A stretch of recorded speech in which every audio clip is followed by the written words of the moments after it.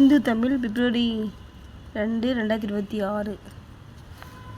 நேற்று பிப்ரவரி 1 பட்ஜெட் தாக்கல் பண்ணியிருக்காங்க.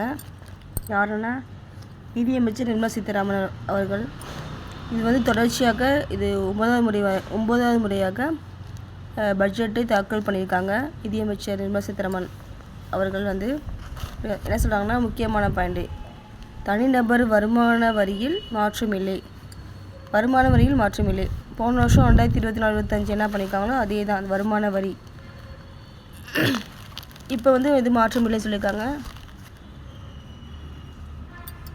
புற்றுநோய் மருந்துகளுக்கு வரி விலக்கு, அகழ்வாராய்ச்சி தளங்கள் மேம்பாடு, மாவட்டத்துக்கு ஒரு மகளிர் விடுதி, பொதிகை மலையில் ட்ரெக்கிங், பள்ளியில் அனிமேஷன் ஆய்வகம், சிறு தொழிலுக்கு 10,000 கோடி.